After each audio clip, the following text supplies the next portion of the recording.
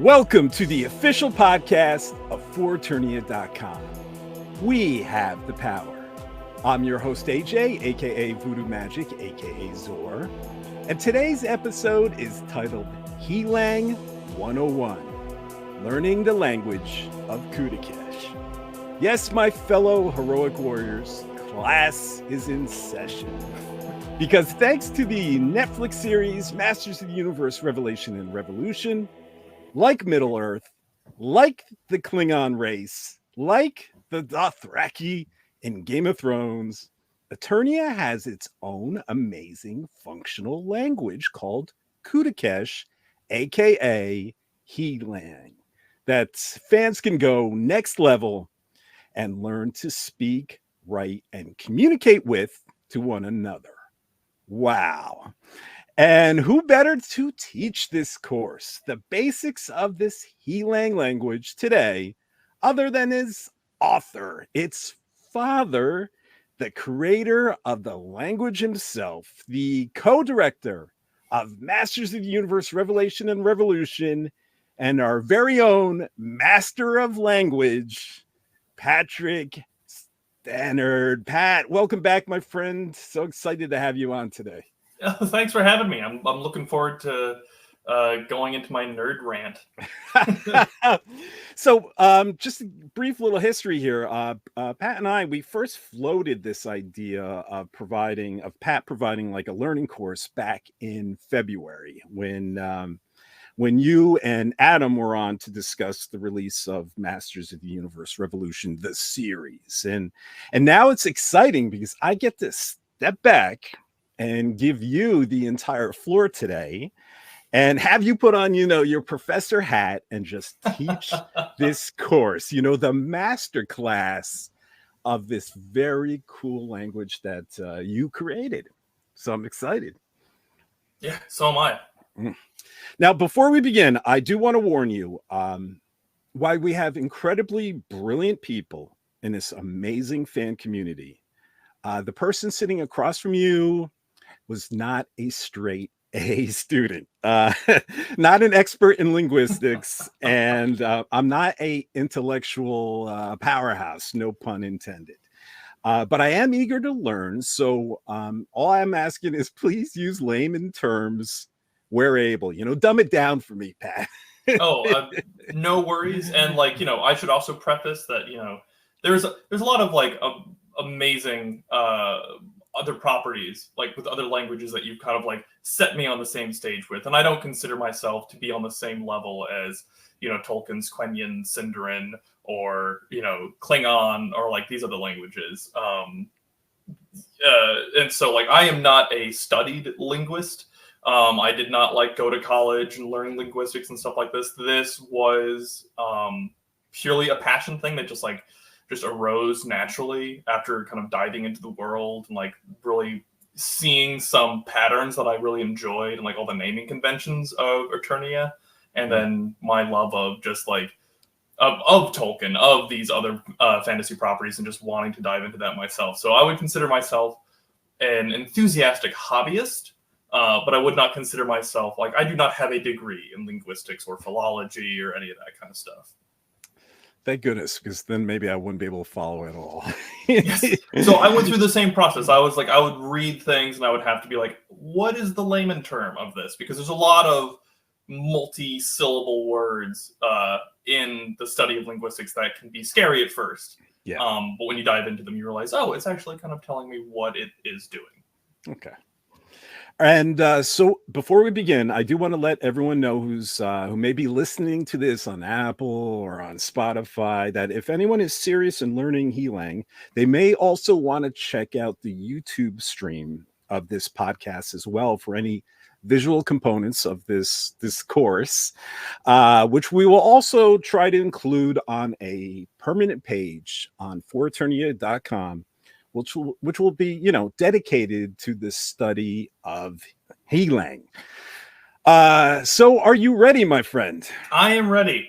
All right, Professor Pat, the floor is yours. Thank you. I'm excited for this. And to everyone who's watching, I'm very eager to dive into this, because even amongst my coworkers and my friends and those who I create with and work with,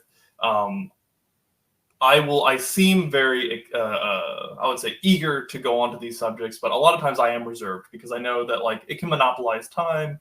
It can be a little bit daunting for someone first hearing these things, and so having the opportunity to like fully like just it kind of explode about like all this stuff that I've been doing is an exciting prospect for me.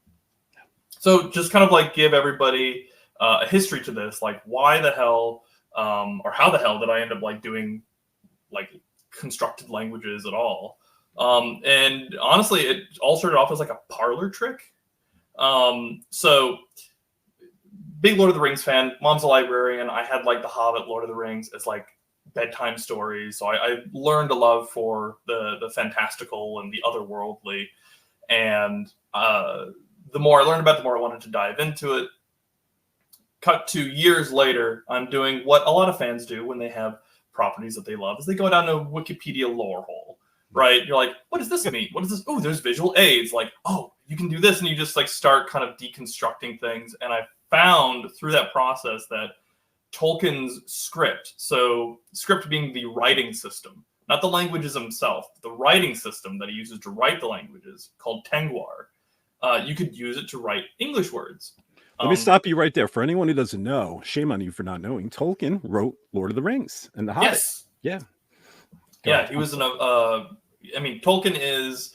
God, I could rant an hour about Tolkien just because, like, not only... Very rarely do you have someone who will both refine and experiment in an area. Usually you have one or the other. You'll have something new that's not really, like, precise or pristine, that has some rough edges, but it's like a new idea, and then people refine it later, or you have a refinement and things like that. But like Tolkien, not only did he set the standard, is like one of the best ever, and introduced people to a new concept, like all at the same time. Insane. He was also like a professor of linguistics and Norse and Saxon history and all that kind of stuff. Right. So to circle back around, Tengwar is his writing system. So he uses this to write the languages of Middle Earth. This is Sindarin, Quenya, and Westron, which is like one of the lesser known ones.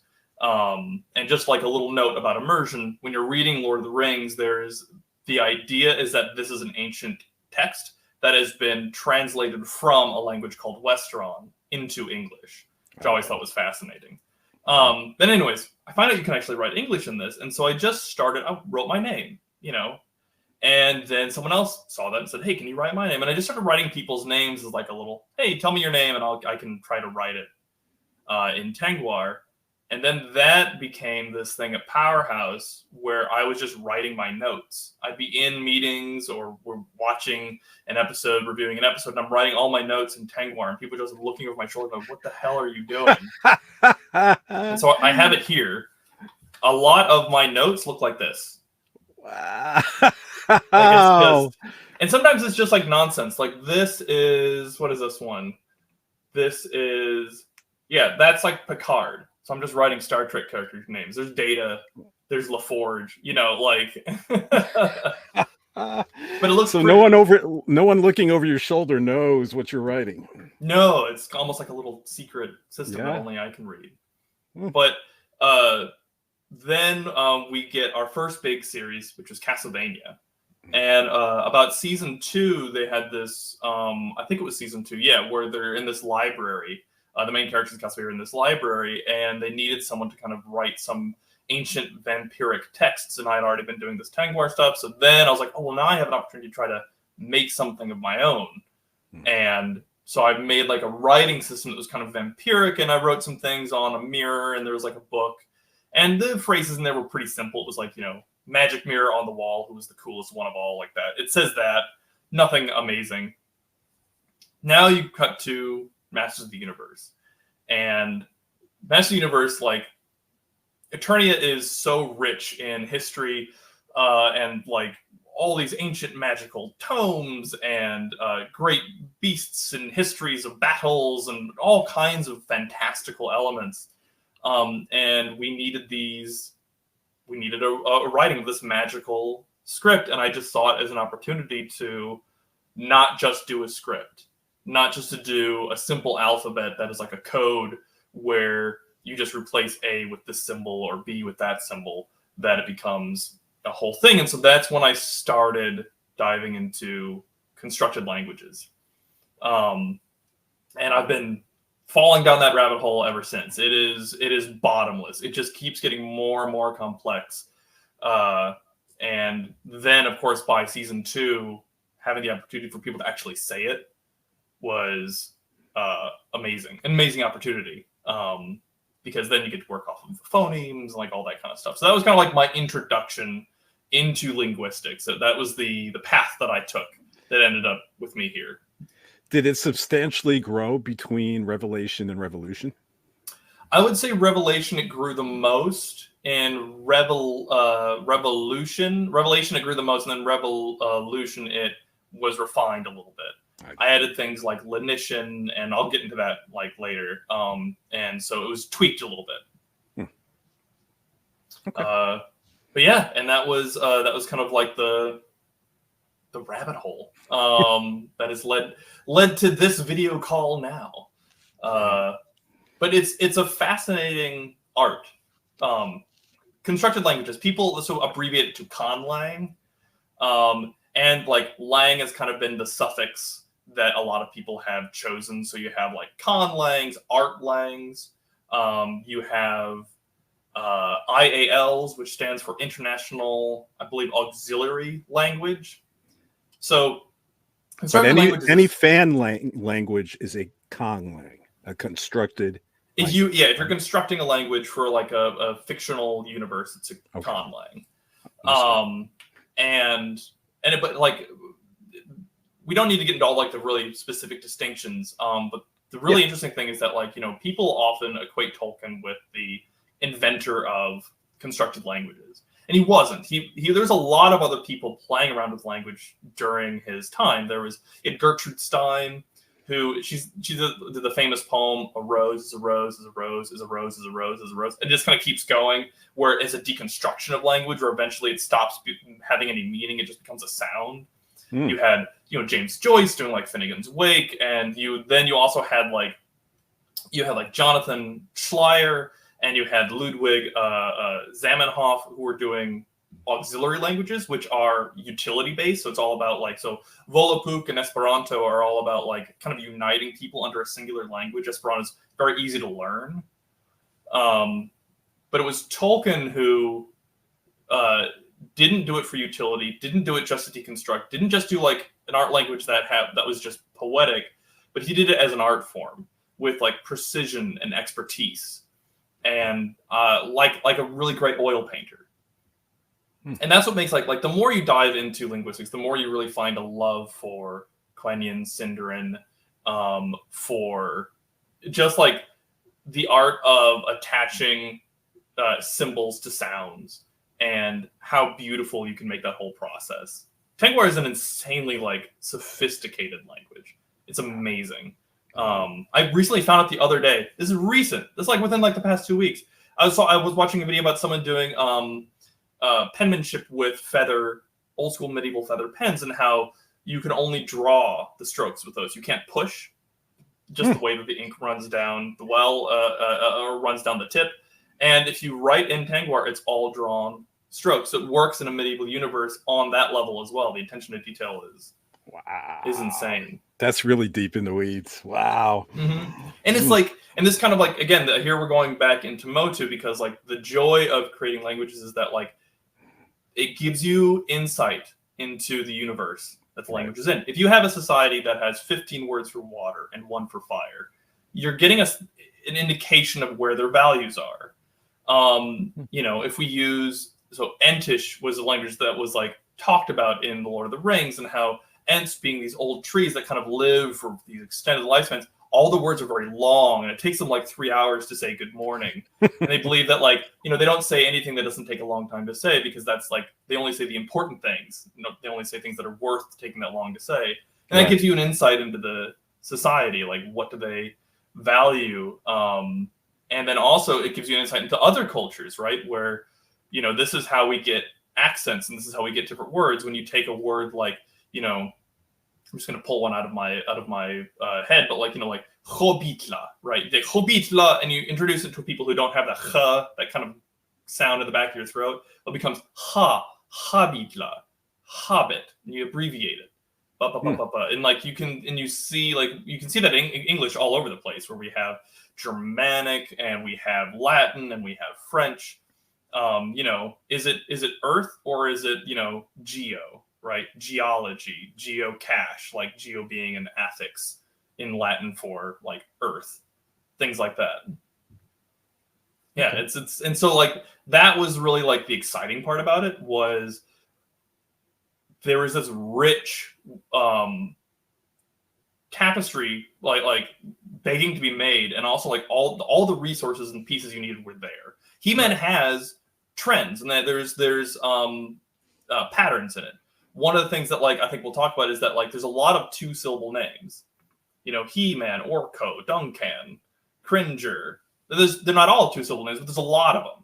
Right. And so you get this, and there's like this sense of barbarism, like not necessarily in the terms of like being barbaric, but in terms of like Conan aesthetics. And so those were kind of like the building blocks for Kudu-Kesh, was like getting some like Conan things and like finding the similarities in the universe, and then also looking into what were the values of the universe. Because you have good versus evil, and balancing, like balancing of like light and dark and stuff like that, and and like you have technology and you have magic, and right. So like that's a kind of a unique thing to the He-Man universe versus like a Tolkien universe where technology is almost universe. Like the machine is kind of seen as like a bad thing. And so feel free to jump in before I start segueing into other paths. But you're in control. I'm just listening and in awe of some of this stuff that there is so much thoughts behind it, and it's terrific that it is. It's something I've never explored. How the culture can impact the language. That there's so much thought process, because that happens with natural languages, right? Yeah, exactly. Like you're kind of replicating to a degree how natural languages work. And similarly, there's also like it all the way from the very like broad strokes. So we're talking what like how a sentence is structured, and how you put your phrases and your clauses and your complementizers, and how that's all ordered. That matters, right? Your syntax. Is it verb first? Is it subject first? Is it object first? All the way down to the minute things of like sound. So there's a concept called sound symbolism. And so both me and you are native English speakers. Yes. So if I gave you 2 words, lint and lant, which one of those refers to a small table? Which one of those refers to a large table? I'll be honest with you, I don't know. Okay. I've never used Most people lint. would say lint sounds small and lant sounds big. Oh, you just use my rationale. Yeah, absolutely. Because long and lant. Yeah, exactly. And like that's called sound symbolism, where like just as English speakers, little is like a thing that we say, and Tolkien uses this to great effect in his languages. More, right? More is used to mean black, so more door, more ghoul, and more sounds like murky, sounds like murder. Sounds kind of nasty. So there's this idea of like sound symbolism. I see. So it's like subliminal in a way. Exactly. Almost. Yeah. And so like that ends up doing like on kind of the poetic level is that it makes it so that you feel that words just kind of fit and they just feel right. That feels like that should work. Okay. And so and where someone in Spain learning this wouldn't feel those subliminal draws to certain words, right? Because that's based out of English. Yeah, mayhaps not. I mean, like, I don't know about lint and lant in terms of like Spanish, but I do know that, like, for instance, we worked on a show at Powerhouse called Seis Manos, and that there's a play on words because hermano is like brother, like family, and so mano meaning hand, so six hands, but also like kind of like so it has like this kind of play on words, and so you have double entendres you can do, and so you have all of these mechanics that you can work with. And so you're like, all right, how do I find what am I sourcing from to pull these different words? What if I pull from this? What does that mean? If I pull from this, how do I then we're gonna start talking about phonology. What sounds do they use? How do they speak? Do they use guttural sounds? Do they use, sibilants? Like a lot of S's, like, maybe snake men, if they had language, probably have a lot of sibilants in it. Yeah. And all those things. And then, like, if we're talking like snake men and like not snake men, let's say you had people speaking one language and they had snake men, they don't have the same phonemes. So if they come together, what happens to these words? Are some words adopted? Are some rejected? This is how you get like etymology of like different words. And so certain sounds are going to be dropped because people can't replicate them as well, and they're going to get shortened if they're used in a certain way, or they might have a double meaning. And that's where you get what's called derivation morphology. So this is how you derive words morphing, basically. And that is, if you have any like miniature painters in your audience, this is what weathering is, where you take a language and you invent kind of like the building blocks of it, then you introduce another culture, kind of like another constructed culture, and you use that to then add kind of time and erosion to the language, and it makes it just feel more like ancient and like natural. And that's what Tolkien did, with like, that's where like Sindarin and Quenya, like I think Quenya is kind of like their Latin. Correct me if I'm wrong. I'm sure someone in the comments will. I'm not perfect at this, but like I believe Quenya is like the Latin, and then like Sindarin kind of like derives from that, and there's some differences to it.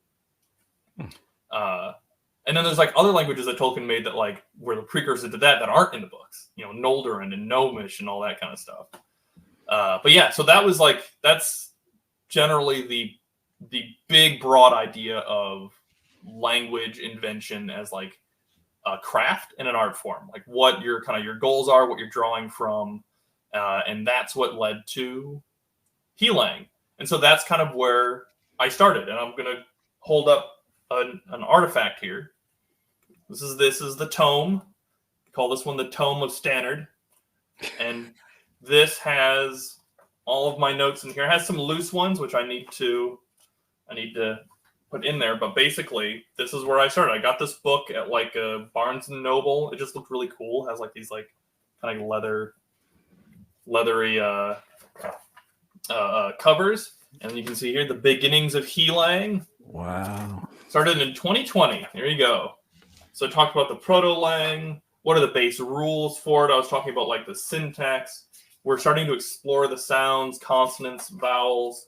I started getting into like, how do I want like suffixes and prefixes and roots to work? And I'm going to go into this in a sec. I found and wrote down the Swadesh list, which is basically like a compilation of like basic concepts that are like present in a lot of historical like comparative linguistics. And so like that's basically how like people use to discover what, like if you run across like language or symbols that you don't understand and you're trying to decipher them, the Swadesh list is a good way to like, oh, that must mean sun and that must mean water. So that is here. How does like, that's kind of the Swadesh list. I figured that would be a good base to start with. Like, let's start with all the basic concepts. What is, I, you, we, sun, moon, in Eternia, moon, and other moon, which is a fascinating concept. Yeah, and then here we go, derivation morphology. We're getting into all the ways that like you can derive that, and then we'll get into this in a sec. Xbar theory. So that was fun to learn about. That was when I was like, I think I'm getting too deep into this. That book looks amazing. Yeah, got all the different scripts that I was experimenting with. And I love that you sort of use even calligraphy for your headers, or yeah, I have so many chisel tip pens. It's the easiest way to write calligraphy for me. And then we have kind of a printout of a Google Doc that I ended up making. Where you can see it's all like really bad sewing job, but like I kind of like stitched it in here. And it has the lexicon. It has the words and how I can show you how to create some words. And I should also I forgot to mention this, but we talked a lot about the He-Man H, and this was another inspiration for the language. Was that the He-Man H on He-Man's chest, like, does that mean H, or is that like the Superman symbol, right? Where like it means something else. Like Superman something S means hope. It's a Kryptonian symbol. Right. And that was fascinating. That was like another like major inspiration of like, oh, like where we have like, that was like why all the words kind of have a similar shape to them when I created He-Lang. And you were talking about balance in Eternia, and there's something about the H that has that balance in the letter itself. Exactly. Yeah. And it is, as a matter of fact, we'll discover that when I get to word form. That Okay. like, yes, you are correct. Hey, you're got one right, correct Deep. ahead of the game. Gold star. Yeah, and then a bunch of loose notes. These are like, so literally like as I'm like sitting at my desk. Wow. All my little loose notes on how are we gonna make this work. Right. So yeah, so we've got the tome. Well, one thing I ended up doing while I was working on He-Lang was I read a book called The Secret Vice, and that was where I was introduced into like Tolkien's great work, and that was more inspiration. But like, all of that now said in terms of like the inspiration and stuff, like diving into the language itself. Okay. What was the sources for it? So we've got a couple. One is the syntax. So are you familiar with the term syntax? Syntax, isn't that the arrangement of words to make a sentence? Or yeah, like the arrangement of like, yeah, kind of like concepts. So you have like it's verb, subject, object is your basic syntax. So basically the subject, like what's it about? The object, what is like the thing it's being done to, or the thing that's not the subject. And then the verb is like the action being done. So it's like, I sit on the bench, I subject, sit, verb, bench. So I sit bench. So in English, what we're familiar with is always subject, verb, object. But Correct. This is in He-Lang, in Kudu-Kesh, verb, subject, object. I believe, is it VSO? I think you are correct. Okay. Let me double check my documents, but I think that is correct. Because there's also a thing that like we do in English called topic fronting. And I don't. Yes, you're right. VSO is what it is in He-Lang. Verb, subject, object. Perfect. So that would be sit, I bench. Sit, I bench. I'm taking notes here. So. Yeah. Okay. Right. And there is a reasoning for it. The idea was I always wanted some method to my madness, right? Like I didn't want to just be like, I'll just do this for whatever. Like there always had to be a reason, and it had to be based in Eternia and the He-Man like toys and comics and stuff like that. So verb was because action figures. Action comes first. That's the reason. That's awesome. Yeah. Subject was basically like, so like basically subject and object, it was hard to find like a really like solid reasoning, but I did come up with one, and it was like subjects, because at the heart of these action figures, like it's really about who's playing with it. So that being the heart of it was like really important. The kids playing with the action figures, like growing up, like that being central in the sentence just felt like it fit. And then object also worked because when you have object at the end of a sentence, I think it just adds power to it. Like whatever is at the end of a sentence is the surprise element, right? So for instance, I think in Japanese, are they end object? I think they're object at the end. I can't remember if it's Japanese or if it's a different language. But like I do remember I was reading about when you have like a murder mystery and someone's revealing who the murderer is. In English you say the murderer was you, and you like that being at the end puts the weight on that because like you're waiting for that moment. It could almost fit like a action figure accessory as well. Like grab He-Man's sword, right? Exactly. Yeah. So it almost fits like that figure, action figure accessory. And like, not to get too ahead of ourselves, but like, so we have that's your basic syntax. Yes. But then I was running into problems when I was designing, which is like, if the other sentence, He-Man wields the sword of power, all right, I know where wields go. He-Man wield, it would be wields, He-Man sword, but like of and the and power. So now we're getting into breaking things down into phrases, into clauses, using complementizers. And what I'm talking about right now is Xbar theory. And this is like a way to help like deconstruct a language into more detailed elements.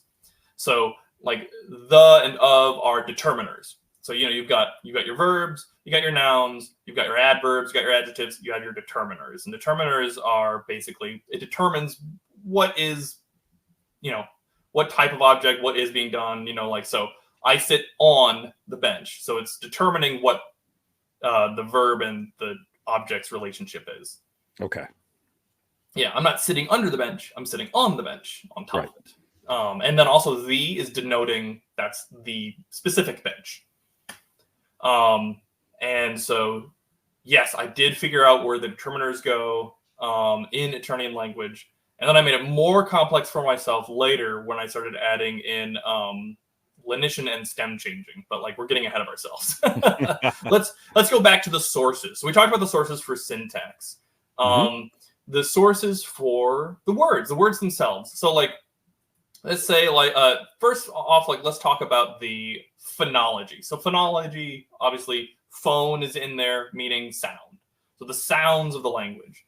I was, my first thought was I wanted it to be kind of guttural and strong and like not like without lyricism or poetry, but somewhat barbaric.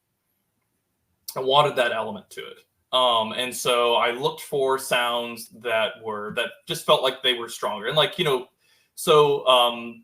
like F and V, like F and V, like they're not that strong, but like P, B, M, like, and also like guttural sounds like and like that kind of stuff were very like powerful sounds. Gotcha. There is a kind of an unwritten rule in a lot of languages that like when you're looking at, so there's basically you have something called IPA, stands for International Phonetic Alphabet.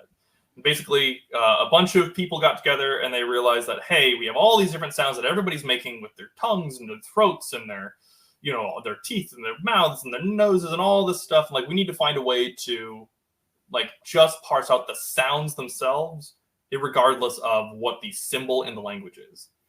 So basically, it's just a language for all the different, it's an alphabet for all the different sounds you can make. So that IPA is an alphabet that only the human can make? The sound? Correct. Yeah. It's all It's only humans. Only out of the human's mouth. Okay, gotcha. Yes. So usually if you're on like Wikipedia or if you're on like some sort of dictionary website, they will have the word and then they'll have either a phonetic or phonemic. I don't really need to go into the differences between those two, but basically they'll have kind of like a phonetic written, and that'll have like the weird, like, this is upside down 3, and like there's like a circle with a cross through it. Like, what does that mean? That's International Phonetic Alphabet, which means that if you don't speak the word, but you know the International Phonetic Alphabet, you can sound it out using those symbols. So they use that alphabet. Is that because letters can make different sounds? I guess, like, yeah, 100%. And so, like, and it can be very subtle. If you say the word thin and the word then, both of those are spelled with a TH, but that's a different sound. Yeah. Thin, there's no voice activated. You're just pushing air through your teeth like that. But then you can feel it. Your vocal cords activate. Then. So basically, and we're getting into phonetics now, so get ready for some words. Thin is a voiceless dental fricative. Cool. So voiceless, this is for the TH symbol. Voiceless, no voice, no activating of vocal cords. Dental on your teeth. Fricative, friction. Thin. And then is a voiced dental fricative. So it's the same position of the tongue and the teeth, but you're adding your voice to it. And in English, we don't differentiate between the two. We have the same, so TNH is called a consonant cluster of 2 consonants. We use the same consonant cluster for th and for the. And but in other languages, they will differentiate from that. And matter of fact, in Tolkien's Tengwar, anytime something is voiced, they add a second bow. So Tengwar is made with stems and bows. And if you're voicing something, you add an additional bow to it. And I was always really fascinated by that, because that means that even if you don't know what a certain word might be, you can kind of sound it out if you know Tengwar. So, um, as a kid, I always hated the letter C, where it would be sometimes like in C doesn't cereal. have its own sound. There is no C sound. And then, yeah, and then it has a K sound, right? Like Yeah, crow, or sometimes it's like it'll be like an SH sound for some reason, or like C is a weird one, and like that's because English is not a purely phonetic alphabet. So is your alphabet purely phonetic or He-Lang? Excuse me. He-Lang is purely phonetic. Okay. So there's every character has a singular sound. Oh, that's a lot easier. Okay. Yes, it's a lot easier on me too. Okay, that's good to know. Okay.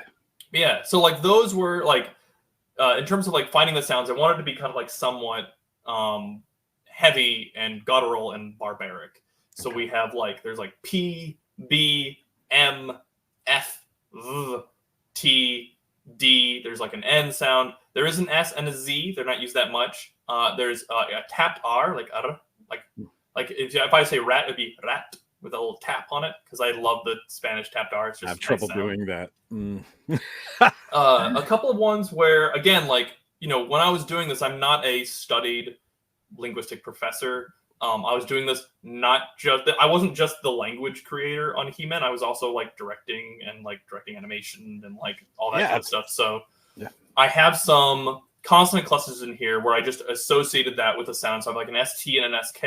I didn't know what the exact phonetic alphabet of st and sk was, so I just wrote them in brackets. We have K, G, as in go. We have like the X, like the Scottish X, like Lach, like in Loch Next Monster. Okay. And then you have a voice one was like that, like you might have in Spanish. There's also a harsher one as in like that. So like you might say la cota, like that. And you have a gr, in terms of all the consonant sounds. And that's kind of what I used. And then when I sourced the words, I would put it through this kind of like phonetic filter. And then after that, I would do kind of what we were talking with, like sound symbolism in mind. I would find a way to kind of fit it, make it sound a little bit better. And so I did take some creative liberties after that. Okay. And I think like with that, we can start talking about the words themselves. So I think two that I think are really fun are, one is that like He-Lang as a language is very kind of Latin-esque. The reason for this is that like there's a lot, like I said, of two-syllable names: He-Man, Duncan, Orko, Cringer, et cetera, et cetera. And so what that like made me, one is like I wanted to, when I first made the language, I really tried to stick strictly to the two syllables. And then eventually I had to relent on that and like let other multiple syllables come in, just because like it was too hard to keep those two and make a full language out of it. Right. But what I ended up doing is a lot of those syllables I would take and make into an affix. So in Latin, you see a lot of things called affixes. So like basically you have like geo, right? Geology, right? Geocache. Biology, bioweapon, I don't know, like mechanics, biomechanics. Like you use prefixes, suffixes, they're all affixes, which is like a small cluster of letters that means like part of a concept. You kind of do them like almost like building blocks to make words with them. So people who haven't gone to school in a long time, just like me, so I'm just remembering my data banks here. So back in school, I think they called like friend, right? That was a root word, right? And then you could add like friendly. At the end is a suffix. You could add the "ly" is a suffix. And then if you add like unfriendly, the "un" is a prefix. So it's prefix, suffix. What is the affix? I don't know. Affix is both of those. So so basically an affix is a prefix or a suffix. So affix is the umbrella term. And then prefix and suffix are just like the two different types of affixes you can put in there. Okay, so it's anything added to a root word to change its meaning. Exactly. Okay. Yeah.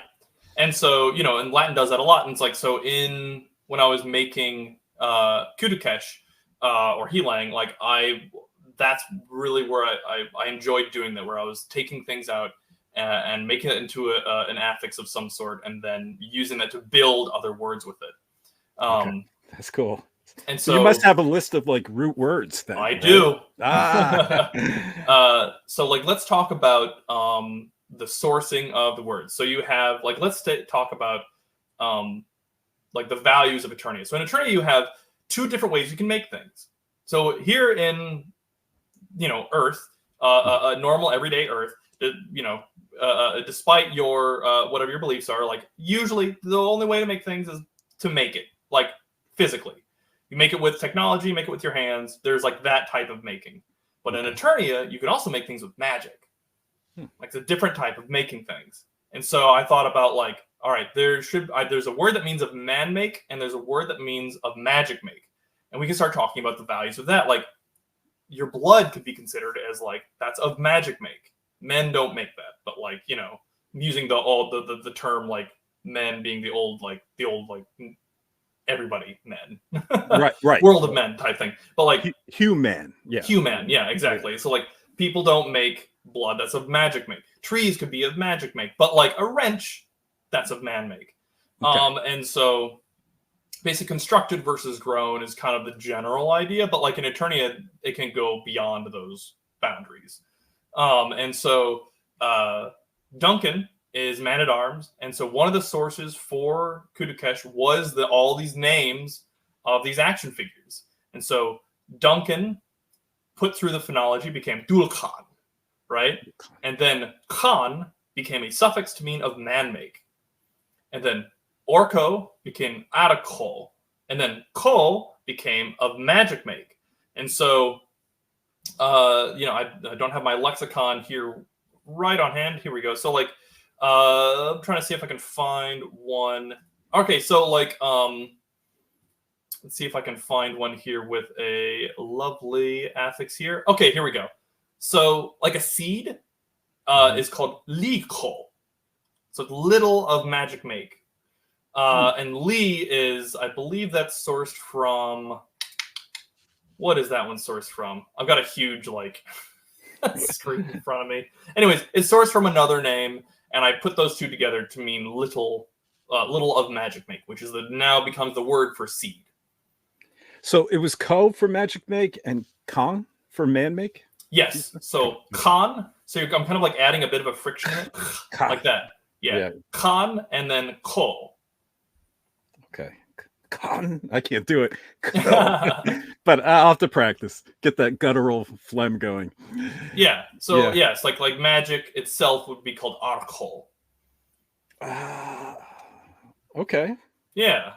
And then like the three main sources that I took from, and we're kind of talking again like a little bit about like that kind of derivation morphology idea, was like I all like as many He-Man action figures as I could that I felt represented a concept, because He-Man action figures tend to represent a concept, right? If you look at like any one of like the I'm trying to think of like Beastman, right? Like bestial, pretty simple.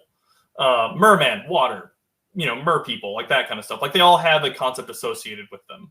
And so I would take those, and then I would take different words from like Conan the Barbarian, and not like actual names or anything, but just like concepts. Like I think like I was like, oh, in the Conan universe, what would be the word for you? And it was like enemy.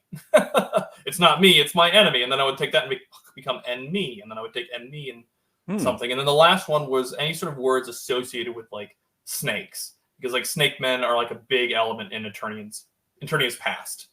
And so having them be present felt appropriate.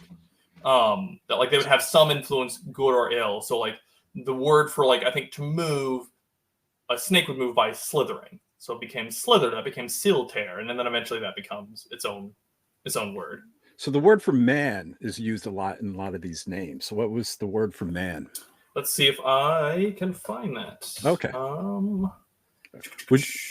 know that like the term for person is bar. So like, because that originally comes from barbarian. Oh, so it's not like, okay. So it'd be beast, bar, and bar. He-bar. Bar. I can't roll the R's, but humor me. So Let's see if I can find. I got so many. Will we? Oh, here we go. Yeah, go ahead. Someone who performs an action.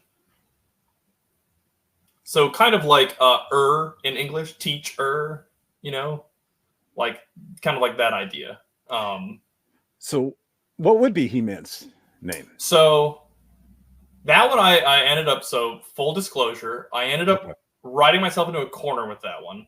Okay. But he, H, and then like the E, kind of I made in Kudu-Kesh refers to power. Okay. And then now man, so like man, so He-Man would translate to someone who performs with power. So that kind of works. The He-Man symbol itself did not work with my word construction. We'll get into that. So it can be, but here's the thing: is that like also all of this, my thought on it, like initially we're talking headcanon. This is not official. But like the process in which I was generating this was of the idea of Westron, where it's like, all these names we're hearing as if this was translated from an ancient text, and this is the English versions of different names. Okay. What it ended up being closer to, I think, by the end of it was that like, and I kind of like this a little bit more, is that this is an ancient script that has power with it. Again, like it was called Kudu-Kesh because I was really inspired by the character Kudu-Kesh in our show. Like I really liked them, and I just wanted to associate that with them. Whether or not that's canon, that is up for other people to decide, not me. Well, I remember in the art book, it said it was originated by Kudu-Kesh to unite Old Eternia. That was the initial idea, yeah. Almost like an Eternian version of Esperanto. And the idea was that, like, even though it wasn't successful in that, like, the people of Eternia were just too divided, like, I'm sorry, you got Snake Man and Skeletor running around. Someone's going to screw it up for you. I'm sorry. But, like, even though that didn't work, that, like, Kudu was able to imbue certain words with power. Maybe they had like I know like objects are really powerful in Eternia, and so like maybe they had like a magical pen or something like that. But the idea was that like practitioners and scholars of this text could use it to their benefit, which was the idea was that also kind of implies that like Granomir and Evelyn know this because they're either ancient or they're studied. In those words, so they're able to draw upon that power to write certain glyphs and do kind of complex spells that you might not necessarily normally be able to do. Right. Of course, the sorceress, of course. Yeah. But yeah, so like those were kind of like the main sources. Were action figures. So again, like Randor, Havoc, like I think I used like Nicholas Powers as an influence at one point. But like Masters of the Universe concepts, character names, Conan the Barbarian concepts. So again, we're talking about like Atlantis was like a thing because they had like the Atlantean sword, right? But like barbarian, enemy, brothers, strong, weak, like that kind of stuff. And then adding in Snakeman stuff. So like Snakeface, Lashor, Fangor, Strike Viper, Cobra, Venom, those type of concepts. That's cool. Yeah. And so like that's kind of that was the source code of Kudu-Kesh. I love the delineation between the ko and the con. I know I'm not doing the guttural, but the magic make and the man make. I love that because that is so Eternia, right? That balance of technology and magic and I wanted it to feel like it belonged in this universe. And so like I really tried to do my best to immerse myself in what just kind of like the grand scale of all the stuff that is He-Man, comics, the action figures, like everything, and try and find like some through lines, some common themes, and like it had to feel like it fit in the universe. That was genius, or obviously genius. I mean, a lot of work. That's what it was. So you have this built lexicon with all these, I guess, root words, and then probably suffixes and affixes, right? And how large would that be, you think? I think it's around 160 to 164 or 5 words. So it's not huge. Would we be able to share that, on that web I think I should be able to share like the words, and then like just like as a caveat, it's like I still do run into walls when I'm making it, but like the affix system allows me to kind of like subvert that a little bit, because now I have certain building blocks. I'm like, oh, I need like a word for aircraft. It's like, all right, well, what's the word for sky? And it's like, well, that comes from stratos, so I think that's tos, so of the sky, right? So I think like mer is of the water and tos is of the sky, right? Mer, man, water, stratos, sky. I can use those and try to find a way to merge them, and then like at the end though, like again, like this is supposed to be like a working language, and so you can modify things a little bit. You do start having to keep a list in your head though, because sometimes you will run over old ground. You'll tread what's already been tread, and that you can run into problems there where you're like, oh shit, tos already means this because I took it from this character, and then now it has to mean this, and like, does that have a double meaning? How is that working? Well, you could always update it later if you ever work on it some more, and we could have just base lexicon, knowing that it's not necessarily official, well, except for anything that was spoken in the shows. I mean, we could definitely consider that official. I think that like I don't know what the future holds for Kudu-Kesh. I know that like as someone who's read a little bit about the history, like, so there's two major IALs that people talk about: International Auxiliary Languages. If you remember me speaking about that, you had Esperanto, which I believe that was Ludwig Zamenhof who invented that, and then you have Volapük, which was by John Schleyer, and one of those is still spoken pretty regularly today, and that's Esperanto. And one of the reasons for that is that like Jonathan Schleyer very much wanted to control his language, and he didn't want to put it out there and let other people say what this meant, what that did. And so he was like very like, no, it has to be like this. You can't do it like that. And so people kind of died off. And then with Esperanto, Ludwig just kind of was like, this is my gift to the world. And he just kind of put it out there, and the community kept it alive. And I always like thought that was like really good. And so in terms of like directing, like being the North Star for that kind of stuff, like I'm very interested in like fan collaboration and like just what people are able to generate with it. So if I can, like, I'm only one person and I'm not that smart, so like I am limited in the scope of as much as a single person can be limited. And so like if there's other linguists out there and people who are like much more into this subject, I say like, yeah, let me know what you can make. That's awesome. Just the idea of helping it grow, expand on it, I mean, eventually we can, I know it's, the worry is that like maybe I'll go to a convention and someone's going to say hi to me in Kudu-Kesh, and I'm not going to be able to respond. They're going to say it like my lexicon's only 160 words. Yeah. Yeah. You've taken this beyond me. It's now a book of 3,000. Yeah. It'd be awesome, speaking of books, if if you would be willing, and they would be willing to publish that book one day that you have, that would be really love interesting. That. Yeah, I mean, like, there's so I gotta much ask Rob. you can do with it. Yeah, I gotta ask Rob about that, because it's so cool, just the way you presented it, and then it's also,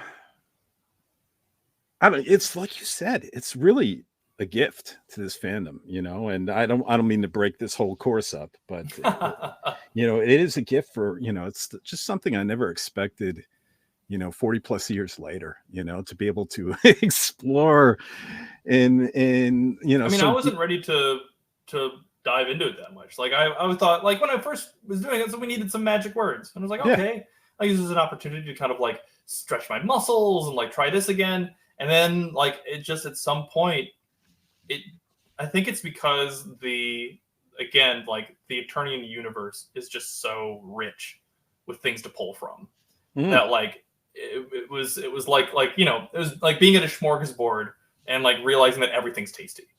Like I was like, oh, I could use this over here and I could do that, and then like, oh, Orko, yeah, you'd be great for this, and like it just like became this whole thing.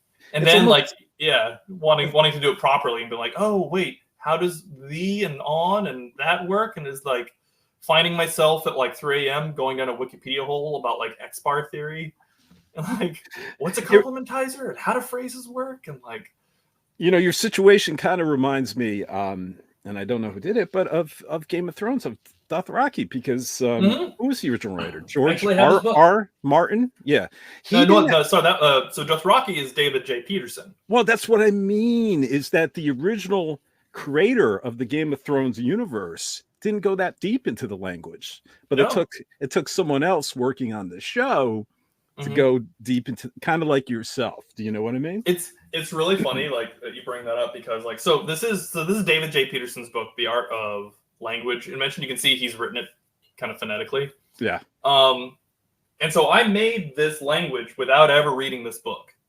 And so it's been a really fascinating dive in that, like, a lot of, like, I'm coming across chapters and being like, I knew I had it right. Like, but there's other ones where I'm like, I never even thought of doing that. Like, that's brilliant, So that's been really, really entertaining. It's terrific. And I just can't wait to get a hold of this lexicon and just play with it. Just keep adding. And, maybe here, if you let me stream, I can show you some stuff. So here we have a dictionary. So this is going to be the general, like, lexicon. We have kind of two columns here. And you can probably figure out where some of these came from. But like, so there it is. So to move, which is a verb, silte. To make, dulkan. So dulkan is the verb to make. But then the affix of man make is kan. Right. And then to have is fulnas. I think fulnas comes from, where does that one come from? Let's see here. Put all my verbs together. To have, fulnas. That is, I don't know where that one comes from. It's ful and nas. That one looks like it's two affixes put together. So ful comes from, let's see here. Person, fool. Okay. Keful, kelful, fool, nas. Okay, and then nas is, what is nas from? See, it's been a while. I have to remember everything. You're fine. I'm just looking over these words. Foreign. Interesting. Okay. So it's person. I think it's to have something that's not yours. Yeah. So it's like mine foreign is kind of what that comes from. And so nas being foreign means, so there's a word that kind of means like you said, like unfriendly. Yeah. The affix for that is kel. So kel comes from skeletor. So skeletor is kind of like everything that isn't the goodness of the world. That is really cool. So you use that as like un. So like that means that like, so if something is foreign, right, it's nas of some sort. So fool is mine foreign. But if it's not foreign, kel nas, that means familiar. So if something is familiar to you, it's kel nas. Okay. But I'll just kind of scroll down here. You can see some of these, learning how to do like, we're talking about, like, again, concepts in Eternia, the concept of like numbers and values, right? So when we're talking about things, we have imperfect and perfect denotions of scale and number. And so in Eternia, you have, I'm trying to see if I can find, here we go. I have different affixes that apply to the number of things, and they all kind of come from Eternia, like the word Eternia. But in English, we don't have a number, like, I guess like double would be like, that means like that's a meaning specifically two. And I made sure that Eternia had one of those, that they had a perfect two of something, because that just for balance. Okay. Oh yeah. Good and evil, dark sword, dark half the sword, light sword of half. That's cool. And I see the two syllables in so many of the words that you were talking about. Yeah, I mean, like, if you just go down this list, like, you can get a sense for how the language is. Lamet, Handor, Kolas, Chabach. So that's Havach. Oh, chaos, havoc becomes Havach. Magic, Archo. Ringer is love. Lanti is sword. Bar is person. Enmi is you. And Baro is we. think there should be 2 moons. So yeah, so moon dark is Fontos, and the moon light is Mirgror. So, and these on the left here that you're highlighting is the phonetic alphabet, right? Yes, I would say Yes. that, like, I'm sure if someone was to be a real stickler about it, this might be close to phonemic transcription, but phonetic transcription is like, yes, that is the phonetic transcription. I'm doing my best to use IPA. So everyone at home or who's watching the YouTube stream, this is not the way to write it. It's just the way to pronounce it, the words. Correct. Patrick's going to get into the way to write this. Exactly. Yeah. Let's see here. So yeah, so this is like the general, like where you're getting, and here we're having affixes. So con of man make, res is ideal or best, dor means beneficial to good health, chav damaging, bad for health. So we saw havoc, chaos, bad. Hav can now be used as something that's like bad. Mm-hmm. So bad magic could be havko. Hmm. Bad person could be, maybe a chavbar or a barchav. You can start to use it to construct other words. Yeah, that's what you need, just the building blocks. Yeah, and it's not the only way that I make words. It's just like a thing that like I'll use to either embellish words, to make words feel more just in the world, to make it feel like the system is working. But that's not the only way we get words. In English we have, like I said, we've got a lot of influences. We've got French and Latin and Old Germanic and stuff like that. Is it like I said, like is that a geological structure using geo-ology or in structure, or is it a hill? Right, hill being like an Old Germanic word. So yeah, actually I think knoll might be the Old Germanic. Anyways, there's a lot of influences. So let's talk a little bit about sentence structure. Okay. So here we have kind of a sentence, and this is what Xbar theory looks like. So you see, we have a complementizer, and we have different phrases, and whatever is like the kind of the forefront of that phrase is like what type of phrase it is. So the phrase is, "It is important that He-Man wields the sword of power." So that then becomes, "is important it that wields He-Man the sword of power," which then becomes Zetka Fakres Mantirik Piet He-Man Ar Lanticho. So, a little bbit of a tongue twister. It sure is. But the idea is, you can see verb, subject, object. The idea is that like the verb comes first, but like it is important is a phrase. Right. That is the complementizer between the phrases, and then it's like He-Man is like that He-Man wields the sword of power is like the other phrase. So I take it is important, and we do verb. So is kind of like the verb determiner. That's what comes first, because determiners come first in He-Lang. And then important is the adjective. It is the noun.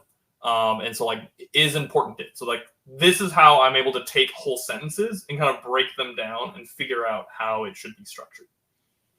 I don't know how old this particular one is. I know that I've refined it a couple times since here. So I don't know if this one is a perfect example. If someone else is more knowledgeable about Xbar theory and knows how my syntax works, feel free to correct me.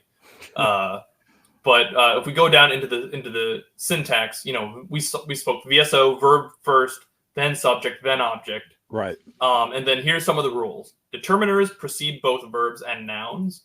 So in English, I sit on the bench. In Kudu-Kesh, that becomes on sit I the bench. Okay. Adjectives will succeed nouns. So in English, it's the big house. In Kudu-Kesh, the house big. Right. The house big.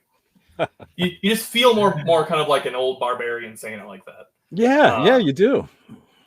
Adverbs precede verbs. So they swim fast becomes fast swim they. And here's something that is similar between English and Kudu-Kesh, in that inquiry will always precede sentences. So in English, how do you fly? What do you fly? Who flies? The inquiry is always the very front of the sentence. And it's the exact same in Kudu-Kesh. So it would be, how do fly you? Wow. And then negation affirmation, so yes or no, is always placed at the beginning of a sentence. So in English, you say, I am not weak, where it precedes the verb. But in Kudu-Kesh, it would be not am weak I. Okay. And then tense and aspect is applied through affixes or time phrases. So English next day, Kudu-Kesh would be next sun. Pretty simple.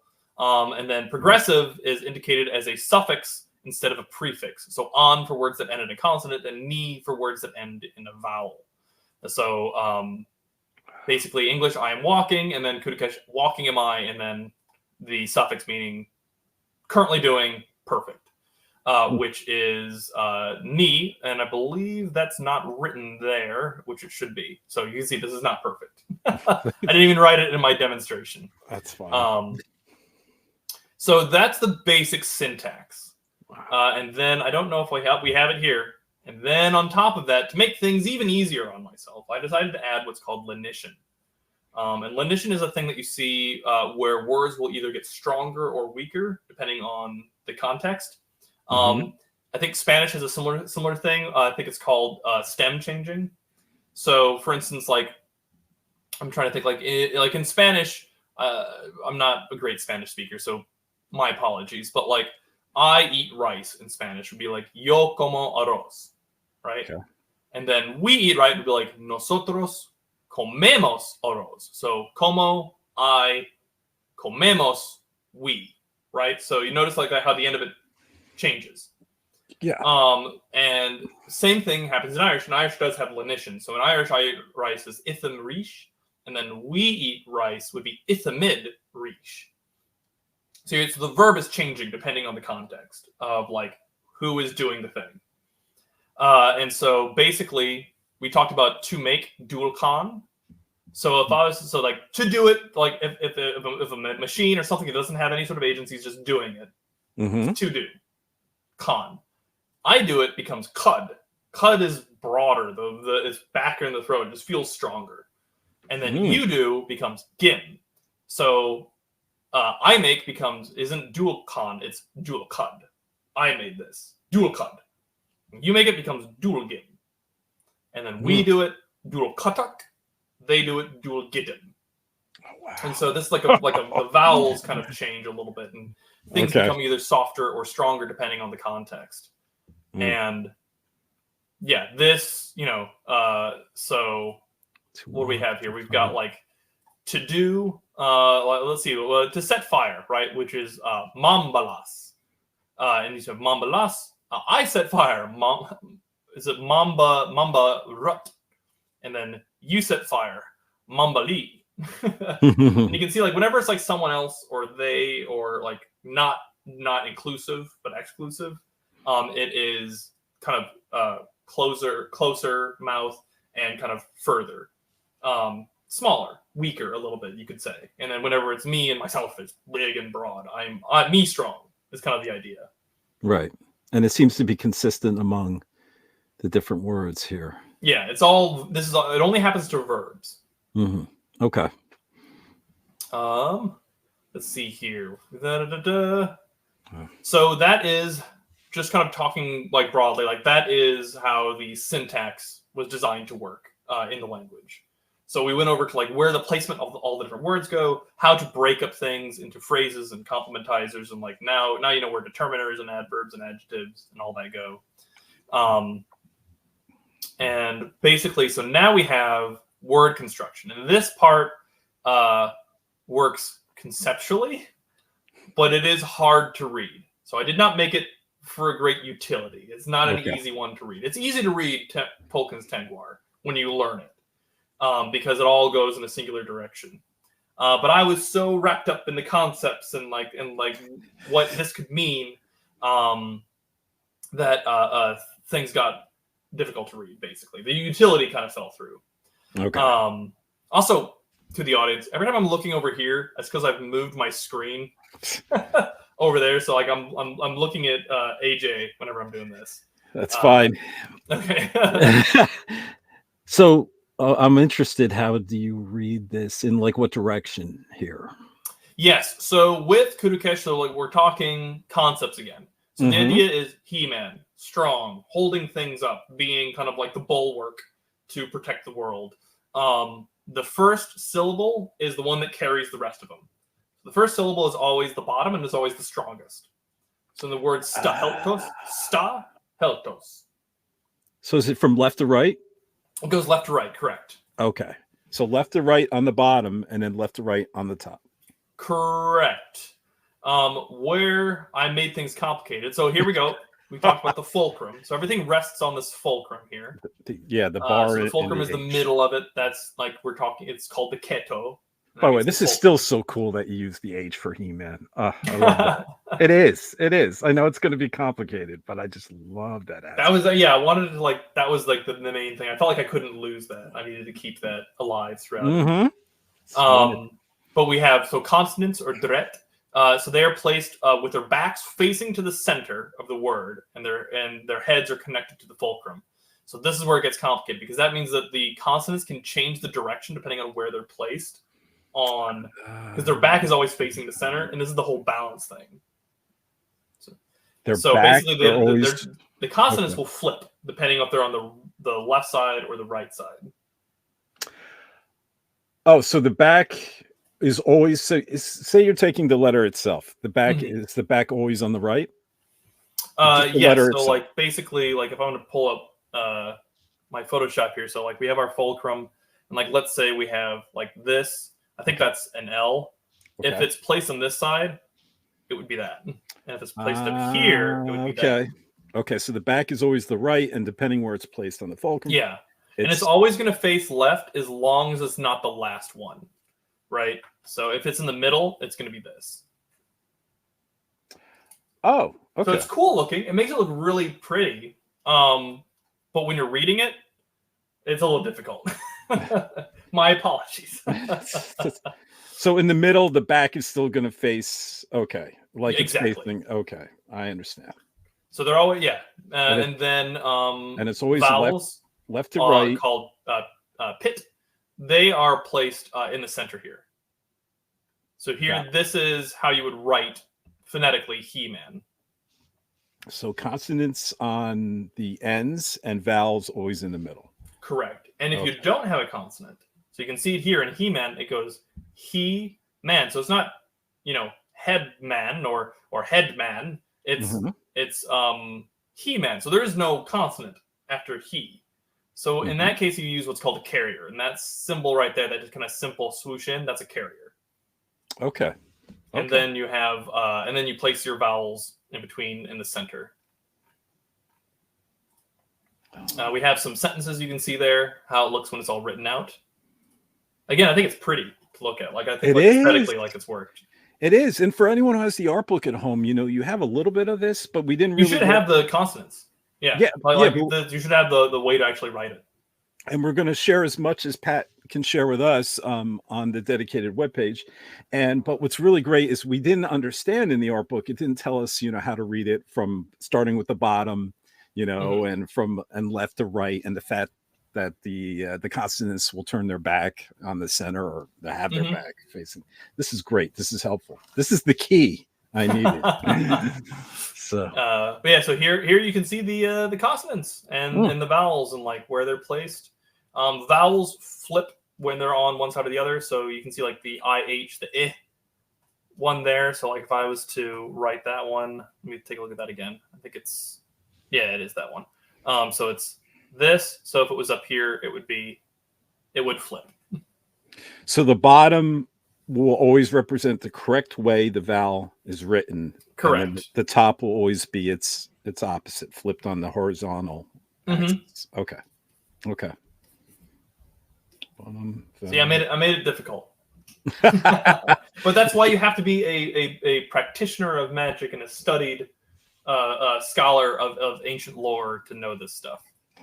Sure, it's pretty. It is not easy. I'm sure Kudu-Kesh there's mystical, magical reasons that she had to put the words like this. The flow of magic, it all has to go to the center. Yeah, that's good.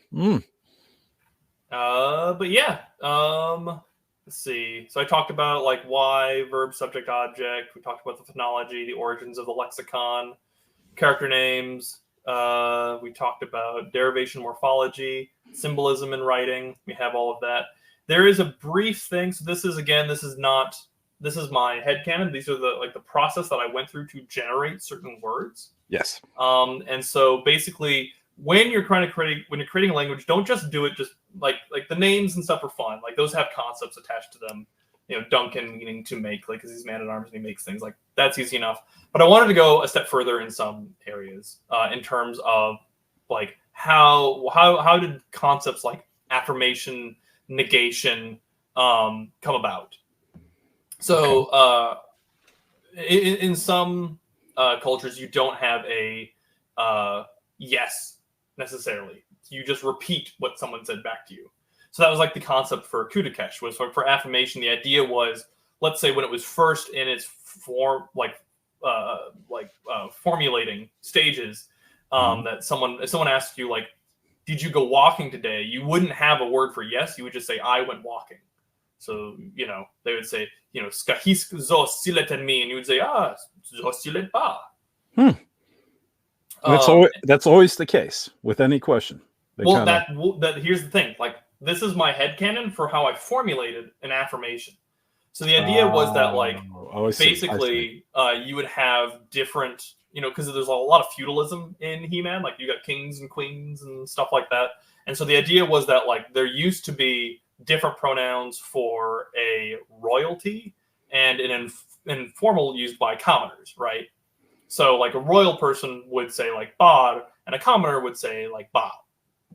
But then, like, over time, these things kind of, like, evolve and mutate so that, like, basically, commoners began to affirm inquiries by using their personal pronoun for me or I, and then the pronoun for royalty just kind of got adopted by everybody when, you know, again, this is headcanon. This is not proper canon, but, like, this is how I formulated ba as an affirmation. Was that, you know, maybe Randor showed up and he's like, no, you can all call yourselves bod, you know, or like whatever, like, because he's like that, like, egalitarian of, like, a person. But, like, the word for, like, instead of saying, like, I went walking as a commoner, zo silet ba, you would just say I, ba, me, you know. So, and that became yes. And then basically negation, I had this whole idea in my head of, like, when Kudu was teaching this language, that, like, the people she was teaching it to didn't, they saw not doing certain things as, like, abject failure.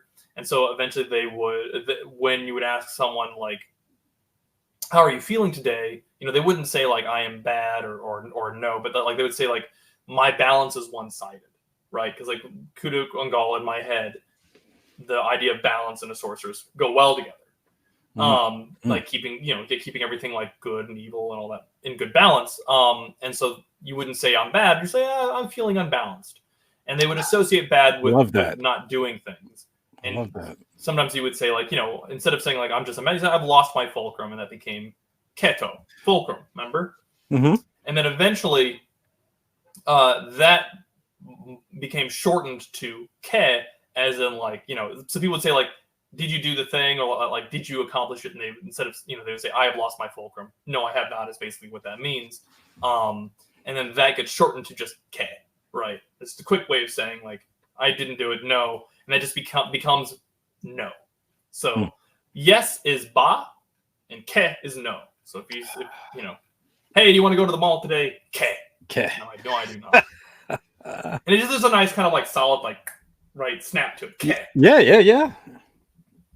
Ke. And so that's, like, it's like some basic etymology that, like, just some examples of, like, what I tried to think of when to not just, again, make words out of thin air, but to try to always give them some grounding.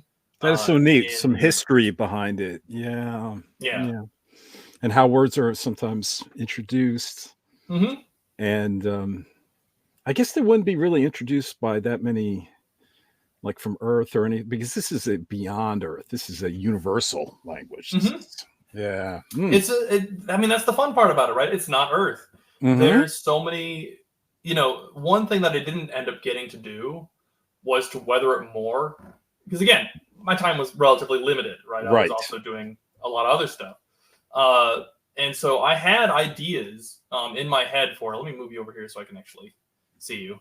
I had other ideas in terms of, like I was speaking about, like derivation morphology. Like I kind of injected it a little bit into the snake men and the early formations of the language. But the idea was to make a modern dialect.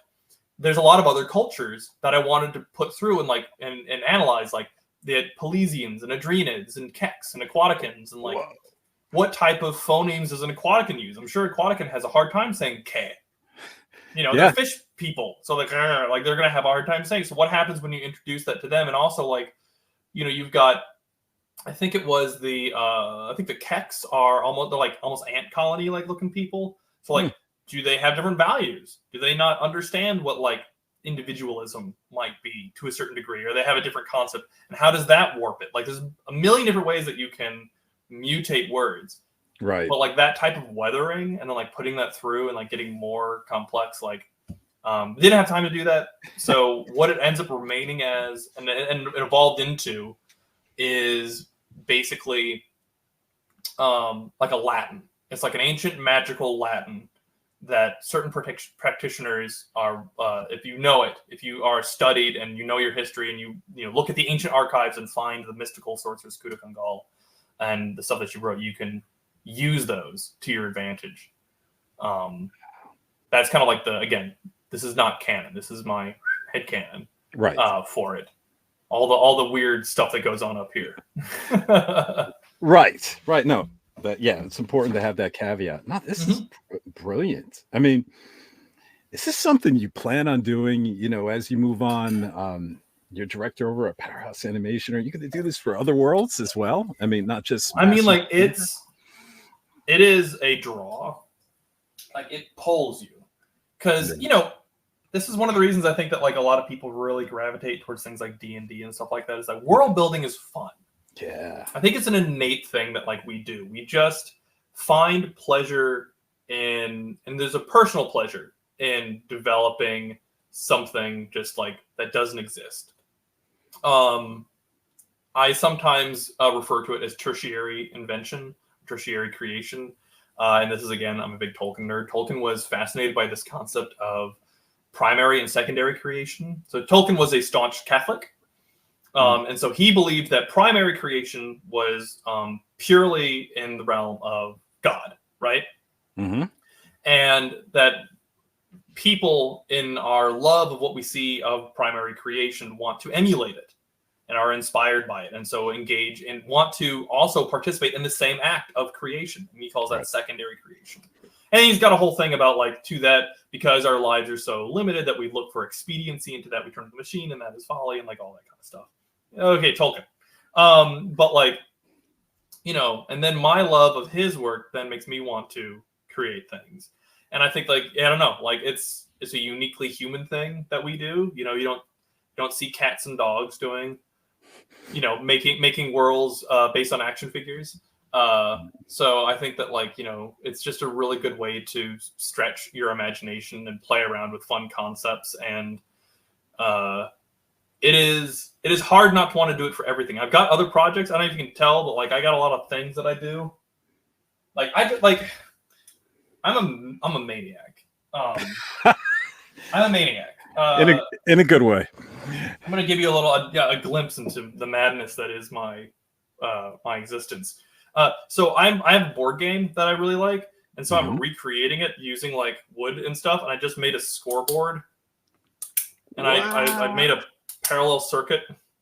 And holy cow! It's gonna go through these like little gems, and I'm gonna like cover this in like fake dirt and skulls and stuff, and it's got a magnetized lady that's going to go up there. I made an airbrush booth that actually worked. I've got an insulated insert in my window right now with a 2200 RPM fan, so I can actually airbrush in my apartment without having respiratory issues.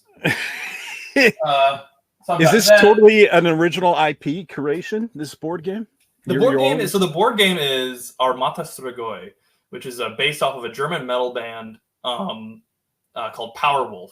And they released a board game, and it was really fun. Like, I've got a friend who like really loved the game, and I just wanted to make like a really cool one. So I've got like that, and I've got like, I don't know if I can I have to be very gentle with this. Make sure it doesn't fall.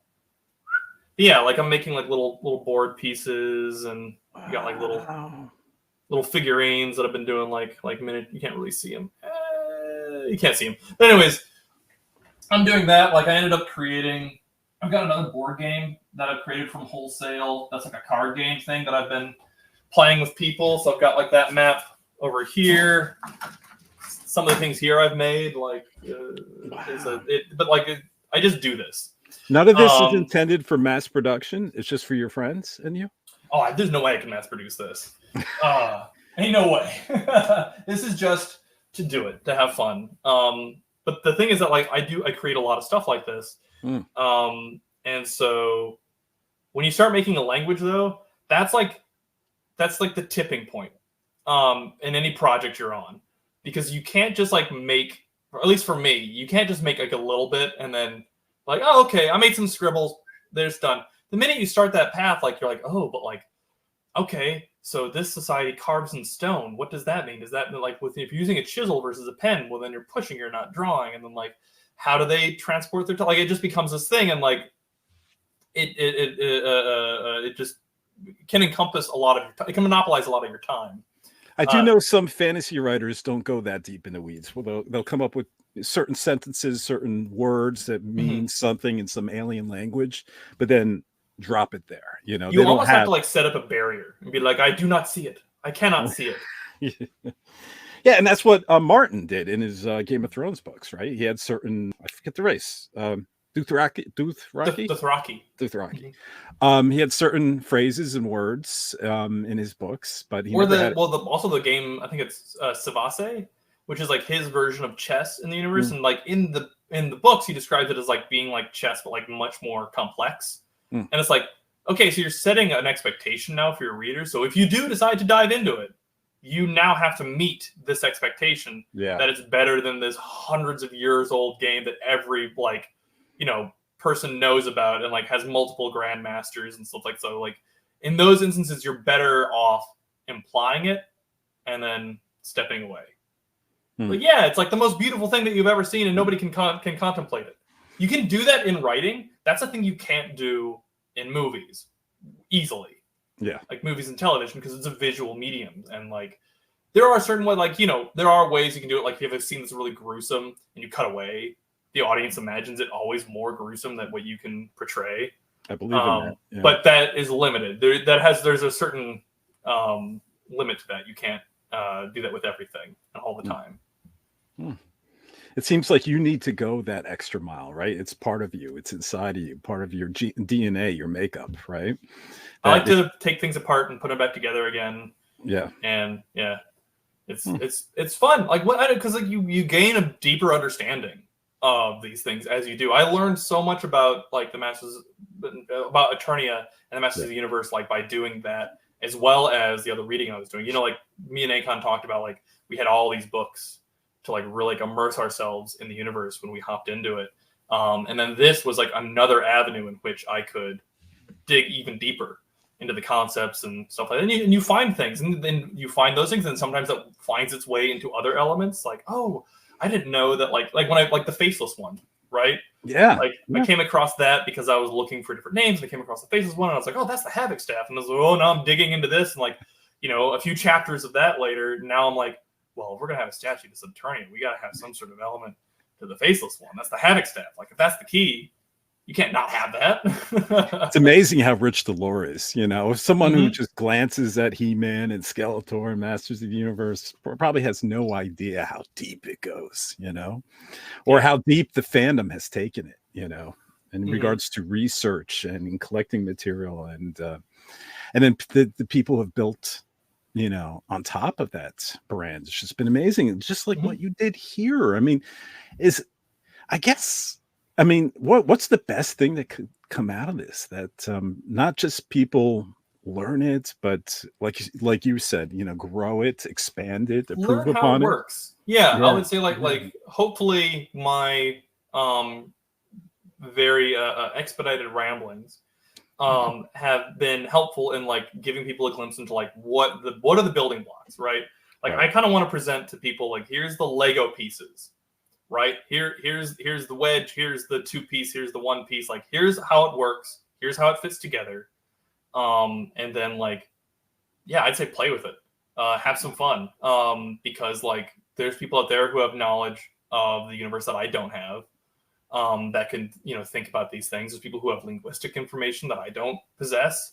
And so, yeah, I would say that, like, finding ways to not just, like, you don't have to refine it, but, like, just play with it. Like, write some sentences, like, and try to find the gaps in it and where you can fill it. And, like, there's no, just to, like, preface this, there is no dirty words or anything. I didn't sneak anything into Masters of the Universe, Revelation, or Revolution. They're all things that, like, are relating to what the characters are doing. It's in universe, Yeah. When Tila does, like, a magical spell over Subternia, those words are about keeping the door shut and, like, not letting Scareglow through and things like that. And so I'm just hoping this becomes a fixture of the lore. It becomes incorporated, and then it just carries on through other mediums. It might be too late for the movie, but I would even love. They can give me a call anytime. Yeah, I mean, we got. Or maybe they can, like, that'd be my personal dream. Would be, yeah, if they had, like, like a David J. Peterson got a hold of it, and then I got to talk to him about it. I'm sure he'd have a few things to say about my language. Yeah, we have a lot of, go unnameless, a lot of people at Mattel, big people at Mattel that listen to this podcast. And I just hope it'd be great. We're so excited when things are carried over. There was a lot of things that were carried over to Revelation and Revolution, and expanded upon and altered and played with. And it'd be great if they took this, especially the way you have written this. I mean, Patrick, that is just genius, using the balance, the H. It happened, right? From feel like that was the appropriate way. Like, for me, they just felt like that was what it was supposed to do. How you guys came up with the lore, or how Teddy and Rob and stuff came up with the lore of this new way that Keldor and Skeletor were the same person, not with like a vial of acid, but the fact that due to the power of Havoc, that his mind was, it's a very Hordak thing to do. And when you see She-Ra and you see all these other things in the lore, he messes with people's memories and minds and stuff like that. And it just seems like it was always written that way. It was so natural. It fits. It fits. Organic, right? Your use of the H. Now, we know the genesis of the name He-Man, and it was never thought of this, like this would be a great tool to build a written language, and the balance of technology and magic and so forth. But looking at it now, it felt like it was always that way, that it's organic. I mean, it couldn't be any better. It's actually genius. That's what I mean. When I said it was obvious, it was genius. It was obviously genius. I mean, you just plucked it out of there and created it, Patrick, where looking at it now, it's like, yes, of course, that's it.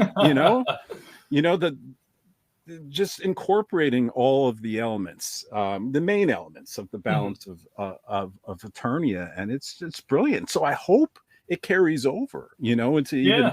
And I hope if people translate things from the show, I hope that, like, they're gentle with me, because Lenition was not invented until, like, Revolution, and so, like, I was learning as I was going, right? Yeah. Like, you can kind of see it throughout that, like, I was having it. My understanding by the end of Revolution is much deeper than it was at the start of Revelation.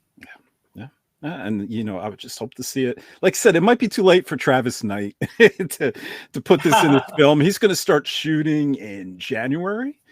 The live action film might be too late. But I know it ended up on, like, a couple of, like, I know the Scareglow box, like the collector's edition box, has got some words on it. Yeah. I think I tried to read those, and I think they might have just been grabbed, and it wasn't saying anything, I don't think. Right. But with, you now provided the building blocks, and if you could, like, if you review and you can share those, like, docs, and we can have them on the website. Yeah, I think we had the alphabet and stuff, like you said, like, it's in the art book. Like, I think that should be fine. It's I'm excited to see what people can do with it. It's a fun language to play in, and I think that, like, not only like again, like the world of Eternia, the universe of Eternia is so full of things to draw from that like my paltry little 160 something word list, like you can easily expand upon that.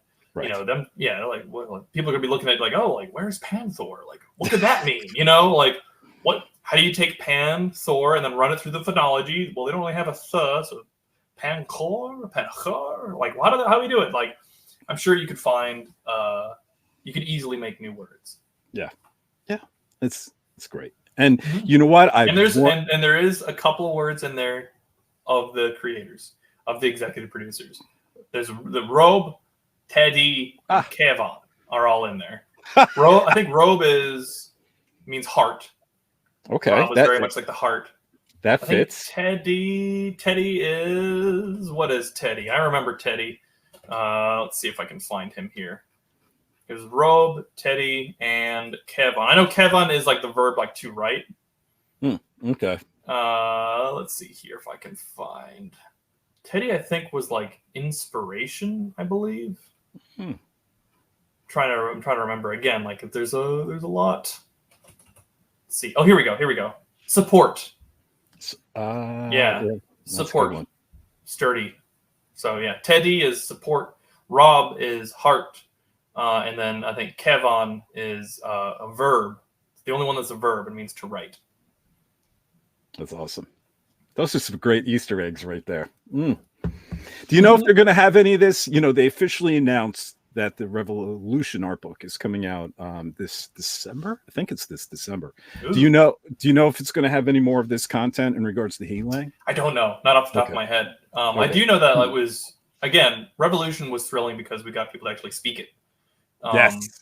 Yeah. So both Tila and Granomir, and having Granomir, this great dragon, speak it was great. John Delancey, he's spoken about this, is dyslexic. So yeah, sending him IPA was not helpful to the poor man. But we got through it. Like I think like what we ended up doing was like I think I would say words and he would repeat it and stuff like that. Yeah. You shall not pass. Right. That was what I don't think he says you shall not pass. At least I think in the closed captions he did when he was fighting right before he died. Oh, right. Before he yeah. Right. I was thinking of a different one. I was thinking the spell. No, yeah, this was when he was fighting the old I forget what. Yes. He says Pita tab sili kel. Yeah, and you know, probably right. I stand, I say, you move not. Is basically that would be the transcription. And it brought me right to Gandalf. You know, I was like, oh, that's so cool. You know. He also has and I remember this one where he gives. He also does like the Tila spell. Yeah. Greston liko ka mithul sil karnach gres ka mithul he. And that is if we're talking about like goals in language, one of the things, and I have yet to reach this myself, even with Kudu-Kesh, one of the goals is to be able to write poetry in it, you know, with double entendres and with lyricism and, you know, with like rhyming schemes and things like that, like metaphors. If you can do that, which Tolkien did in great abundance, if you can do that, like I feel like the language is there, it's working. Because that's really what you want. You want the poetry. You want that magical quality to it. That's what makes people really love language. And it's one of the reasons that, like, you know, we talk about like Volapük and stuff like in Esperanto and like ancient Greek is like more alive than some of these utility languages right now. And the reason is because people want to learn it to understand the epics and the poems, the things more deeply. To understand like what is the meaning of this word and what other meanings does it have, and like is there a metaphor in there, is there a hidden meaning, and that's why like people still speak a lot of these ancient languages, why people try to speak Quenya and Sindarin, is to understand these things on a deeper level. And yeah, I think like, so if you can get to that poetry level, if you can do it, that is a tall peak to climb to. There's a lot of work that goes into it, and I think by the end of Revolution, I've gotten a language that kind of works. Yeah. And it is a language. It's not a code. It's not like a secret code or anything like that. It's got a language, and it does have its meanings and its place, I think, in the universe. It's definitely a conglang constructed language, and it's got to be so cool to have Q from Star Trek reading it. Oh my god, I'm a huge TNG fan, so like that was. So's Rob. Oh yeah. Yeah. I mean, actually, like, literally, like, again, like, what was I writing on my notes the other day? Was just like Star Trek names and Tengwar, because I'm like that level of nerd. I dropped off. I was a big fan of the original series, and then Next Generation, but then I sort of started wavering, with Deep Space Nine and the other ones. I still love Deep Space Nine a lot. I started falling off around I think Voyager, but I was like starting to do other things with my life at that point, so I didn't really watch that one as like regularly as I did like DS9. DS9 I did for a few seasons, but it's pretty much like the Love Boat, where you always see what passengers were going to come on and what story they were going to bring. I will say, like, as a sequel series, I love the concept of DS9 a lot, because the thing is that like when you're ever doing a sequel, there's issues you run into in terms of like treading old ground, right? You don't want to just like do callbacks and like just references and just be like, hey, look, remember we did this thing, because then it becomes less about your show, more about the show that was already there. Yeah. And it's like, but you also want to remain true to like the core of what people really loved about it. And that's hard to do. That's not easy. But I think DS9 really did it well, because in Star Trek like TNG and TOS, it's about a ship that's exploring the universe, right? Yeah. But it's not really about that. That's an avenue in which they get to the things of like about like future societies and like introducing all these new concepts of like how do you deal with alien races, and how do you deal with like, basically how do you deal with like whole societies that don't share your worldview. And so in DS9 they said, all right, well now you're in one spot and everyone's coming to you, so you still get that integration of like all these different cultures, and also you still have all the alien races, but it's not typically, I mean, Klingons show up later like a lot more, but like it's not just Romulans again. It's not just, now it's like mostly like Ferengi and like Kardashians and like or Cardassians, I should say, not the Kardashians. That would be, and like the Dominion, and like, so like they introduce a lot of new concepts, but with the same flavor notes of the other stuff that we really loved. And so like then, and also by not treading that old ground and doing what, you expand the universe. You don't shrink it. It's one of my criticisms against a lot of Star Wars stuff, is like if you have it again about the same 4 people every time, it's actually a very small story. And maybe that's what you want. Maybe you want it small and intimate. That can be fine. But I'm just saying that like if you want to expand a universe, put it in a different spot that people haven't seen, but have those same themes running through it. And like that's because then everyone else has the joy of like, oh well, that's over here. What's all this fog of war in between these two properties? There's this that hasn't been explained. I want to dive in here. And then fans start making things and becomes this big collaborative experience, and you get communities out of it. And like, that's a fair point. Yeah. And maybe it's just, I did stick with it for a few seasons. So maybe after a while that, formula was less exciting to me than the Starship, especially when I could be completely wrong. Like, this is just like my opinion about stuff. Oh, no, your opinion is your opinion, Yeah. And I had an opinion that since changed in regards to, back to your language here, at first when, I would religiously call it Kudu-Kesh, and then you introduced the idea that you also called it He-Lang, and then I think Shane only called it He-Lang. And then the more I thought about it, I'm like, I want to adopt both names, because He-Lang is so much more universal. Do you know what I mean? It's so much more easy to tell people. It's easy to tell people, and they figure it out immediately what what you're talking about. It's like if you look at like Lord of the Rings, right? Lord of the Rings, easy to tell people. Lord of the Rings, I understand it, right? Yeah. It's an interesting evocative title. His other book, or like one, technically released by his son, Christopher Tolkien, the Silmarillion. You're like, what the hell is a Silmarillion? And like, it doesn't make you immediately like want to pick it up. So there is like a universal kind of, people call it like broader appeal, right? Another way to say it is that like you're more inclusive. You want to bring people into it, and so if you have a weird name like Kudu-Kesh, that can kind of block people off from it. Yeah, they'll immediately. But He-Lang, you're kind of like, well, I know Lang. Lang kind of means language, right? So like, what's he? What's his language? I think there's more chance to, like you said, broaden its appeal and for more people to, give it a shot and try to learn the language. And, that's the hope. And that's why, it was titled He-Lang 101, because I hope people do, adopt this, and then fans, like I said, will approach you and con. You'll be there clueless, because it'll be like, 10 years since you've looked at the thing. I'm gonna be tested constantly. Once I can write this, I have to send you like one email and write you an email. Sure. He-Lang. And then I know I think Shane's planning on getting a tattoo. So I wrote yes, that's awesome. I'd like to get one too. I feel like I don't know if that's a little bit conceited to like have a tattoo of your own stuff in there, but I'm pretty proud of it. And there's something really special about having a tattoo that only a few select people can understand it.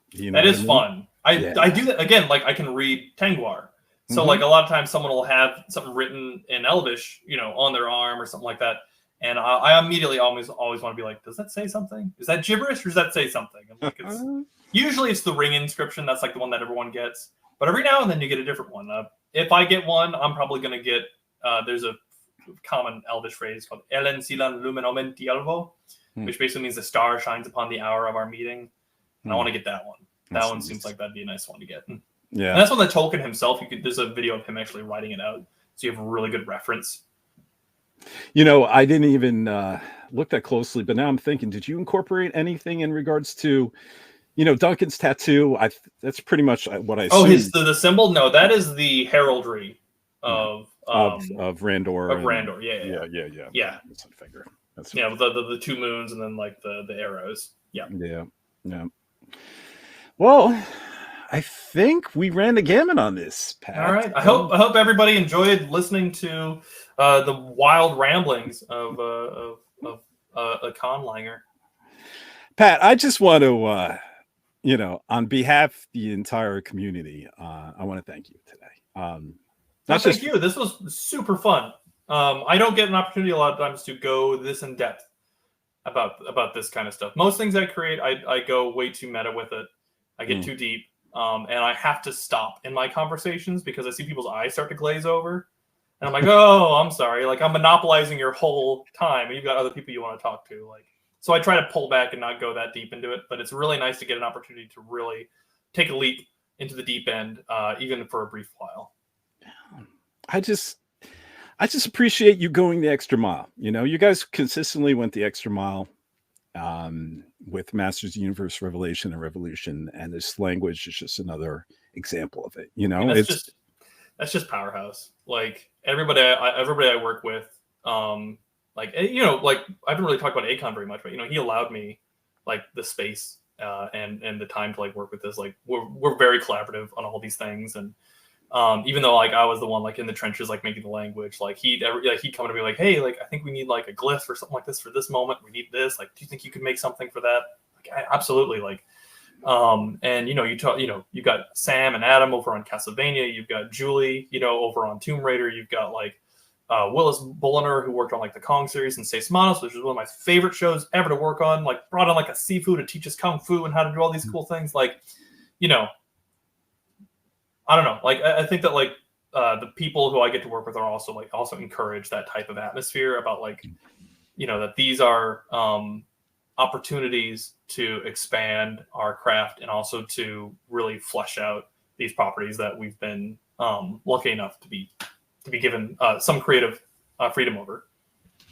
You guys are just terrific, and I appreciate it. It's like the things we've talked before, where I'll mention to people who are also fans of Revelation, and I'm like, didn't you really like, how Fear Tila's face was reflected off the sword against Tila's face, and it lined up perfectly, and they'd be like, I don't remember that, and it was like Akon's transitions that we're talking about, how the sparks turn into fireflies. That was a great one. Yeah, not everyone notices the extra mile, but there's a lot of people who do, and I'm one of them. And I just the creation of He-Lang is the extra mile, and you didn't have to do it, but it makes the lore so much richer. It was really enjoyable, like when we had the latest streaming part. Not streaming. What do you call it? Like the release party with like Revolution, and like Rob and Teddy were there, and I was able to to show them the book because they didn't get to see it in person. I was like, here it is.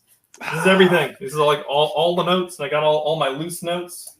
It's all here. I'm gonna stitch these in here eventually. I'm gonna put them in with the rest of it so that I can have everything in one spot. But this has like that document I was showing. I literally printed it out and like stitched it in there, so that way I have everything. Mattel, Dark Horse, somebody, if we could get them published in some form or some sort of hybrid, you know. It is funny to like look back at some of these and be like, oh, I was really struggling to figure out this concept. Yeah. Well, I think you've done a marvelous job. You've given a gift to the fandom. And I just want to thank you, because who would have thought 40 years or so later, you know, we just have so much wonderful new things to jump into. So hell yeah. So thanks, Pat. Appreciate it. So no problem. All right. And I do want to remind everyone who wants to jump into the learning of He-Lang that we will have a dedicated page on FOR ETERNIA.com dedicated to the study of this awesome language. As well as I'll try to set chapters on the YouTube version of this broadcast, you know, allowing students to immediately, you know, review any portion of this course that they need a refresher on. And it should be really fun. It should be a available resource that you can always refer back to. So hopefully in 10 years, you know, if there's ever another PowerCon or something, they'll all be speaking He-Lang, and you'd be like, that'd be awesome. You'd be like, Pat, look what I did. Look what I did. Pat yourself on the pat on the back. Yeah. All right. So you have anything else to add, sir? We'll wrap this up. I think that that's about, I mean, like, you know, I can go on for hours, but it's almost 2 hours long. And so I will simply wish everybody who wants to take a crack at this all the luck in the world. Have some fun with it. Don't get too in the weeds about if it's perfect or not like that. Just have fun. Think about all your favorite action figures. Think about like what they mean to you, and try to work with those concepts. Great.